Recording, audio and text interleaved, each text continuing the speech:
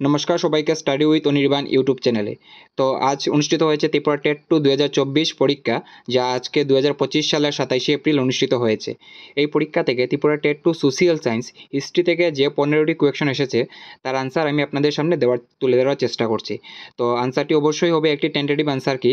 তো আমি বই ঘেটে যে আনসারগুলো মনে হয়েছে তা আপনাদের সামনে তুলে ধরার চেষ্টা করছি। অবশ্যই টিআরবিটি যখন টেন্টেটিভ আনসার কি বা মেইন আনসার কি দেবে, আপনারা অবশ্যই টিআরবিটি ওয়েবসাইটটিকে ফলো করবেন।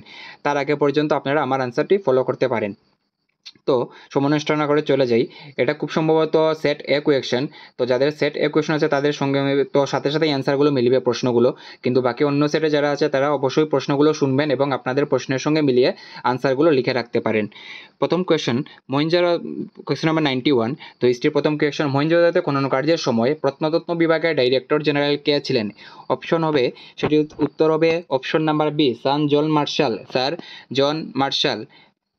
নেক্সট, বেদাঙ্গ কত ভাগে বিভক্ত?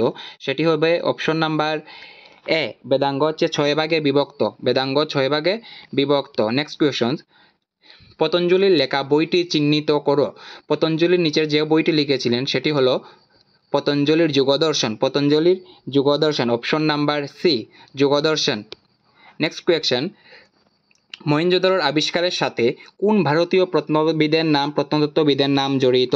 সেটি হবে option number C, R D. Banerji. দেখেন প্রশ্নটি কিন্তু খুবই সহজ, কিন্তু আমরা সবাই বইয়ের মধ্যে রাখাল দাস বন্দ্যোপাধ্যায় পড়েছি ম্যাক্সিমাম বইয়েই, কিন্তু সেটি খুব সংক্ষেপে আর.ডি. ব্যানার্জি দিয়ে দিয়েছে।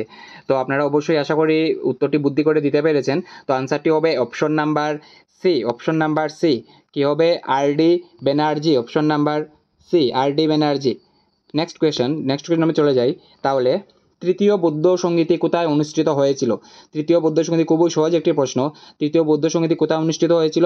পাটলিপুত্রে, অপশন নাম্বার এ, পাটলিপুত্রে তৃতীয় বৌদ্ধ সঙ্গীতি অনুষ্ঠিত হয়েছিল। নেক্সট কোয়েশ্চন, আর্যভট্টের লেখা বইটি শনাক্ত করো। এটিও একটি সহজ প্রশ্ন হিস্ট্রি থেকে যে এসেছে। তো আর্যভট্টের লেখা বইটি হচ্ছে কি? Aryabhatiya, option number B, Aryabhatiya.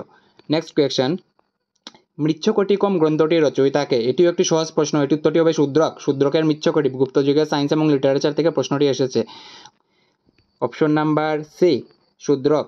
Next প্রশ্ন, পল্লবদের দ্বারা নির্মিত কৈলাসনাথ মন্দিরটি কোথায় অবস্থিত? এটিও একটি সোজা প্রশ্ন, একদম বেসিক, পল্লব থেকে এসেছে।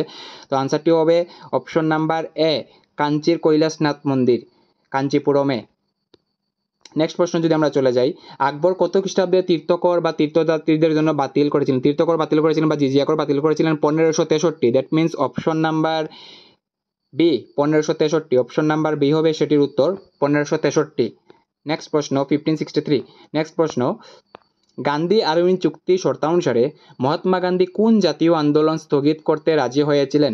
এটিও একটি সোজা প্রশ্ন। উত্তরটি হবে আইন অমান্য আন্দোলন কিন্তু স্থগিত রাখবে তিনি বলেছিলেন গান্ধী আরউইন চুক্তি স্বাক্ষরের মাধ্যমে। তো আনসারটি কি হবে? অপশন নাম্বার এ, আইন অমান্য আন্দোলন, সিভিল ডিসোবিডিয়েন্স মুভমেন্ট। নেক্সট, কত খ্রিস্টাব্দে সুভাষচন্দ্র বসু হরিপুরা কংগ্রেসের সভাপতি নিযুক্ত হয়েছিলেন? আমরা জানি সুভাষচন্দ্র বসু দুবার কংগ্রেসের সভাপতি ছিলেন, একবার হচ্ছে হরিপুরা কংগ্রেস এবং একবার হচ্ছে ত্রিপুরী কংগ্রেস। তো তিনি 1938 খ্রিস্টাব্দে কিন্তু হরিপুরা কংগ্রেসের সভাপতি নির্বাচিত হয়েছিলেন, প্রেসিডেন্ট, 1938। তাহলে অপশন নাম্বার এ হবে সেটির উত্তর, হরিপুরা কংগ্রেসের সভাপতি 1938। নেক্সট প্রশ্ন, কত খ্রিস্টাব্দে সুভাষচন্দ্র বসু সিঙ্গাপুরে আজাদ হিন্দ সরকার গঠন করেছিলেন? সেটিও একটি সহজ প্রশ্ন, অবশ্যই আপনারা সেটি পারবেন আশা করি আছি। তো আনসারটি হবে অপশন নাম্বার এ, 1943, 1943 খ্রিস্টাব্দে তিনি সিঙ্গাপুরে আজাদ হিন্দ সরকার গঠন করেছিলেন। নেক্সট প্রশ্ন, ত্রিপুরার উপজাতীয় সমাজে চন্তাই বলতে কি বোঝায়? এটিও একটি বেসিক প্রশ্ন। ত্রিপুরা উপজাতি সমাজে চন্তাই বলতে পুরোহিতকে বোঝানো হতো, that means option number B হবে সেটির উত্তর, চন্তাই বলতে পুরোহিতকে বোঝানো হতো। নেক্সট প্রশ্ন, কোন আদিবাসী সম্প্রদায়ের প্রধানদের ত্রিপুরার শাসকরা রাজা উপাধি প্রদান করতেন? যেহেতু ত্রিপুরা সবচেয়ে বড় উপজাতি গোষ্ঠী ছিল ত্রিপুরী, এবং আমরা বুদ্ধি করে সেটি আনসার দিতে পারি, বা এটির আনসারটি হবে অপশন নাম্বার এ, ত্রিপুরী এবং রিয়াং সর্দারদের কিন্তু ত্রিপুরার রাজারা রাজা উপাধিতে ভূষিত করতেন। ত্রিপুরার রাজা উপাধি দেওয়া হতো ত্রিপুরী এবং রিয়াং সর্দারদের। নেক্সট প্রশ্ন হচ্ছে, কোন মাণিক্য শাসক ত্রিপুরাতে দাসপ্রথা বিলুপ্ত করেছিলেন? ত্রিপুরাতে দাসপ্রথা বিলুপ্ত করেছিলেন রাজা বীরচন্দ্র মাণিক্য। তাহলে আনসারটি কি হবে? অপশন নাম্বার এ হবে উত্তর, বীরচন্দ্র মাণিক্য দাসপ্রথা বিলুপ্ত করেছিলেন। নেক্সট প্রশ্ন, নেক্সট প্রশ্ন, তাহলে হিস্ট্রির 15টা প্রশ্ন আমাদের কমপ্লিট হয়ে গেছে। আশা করি 15টা প্রশ্নই সঠিক উত্তর আমি আপনাদের সামনে তুলে ধরতে পেরেছি। তারপরে আমি বলবো এটি একটি টেন্টেটিভ আনসার কি, আপনারা যখন টিআরবিটি আনসার কি দেবে বা টেন্টেটিভ আনসার কি দেবে অবশ্যই টিআরবিটি আনসার কিটিকে ফলো করবেন।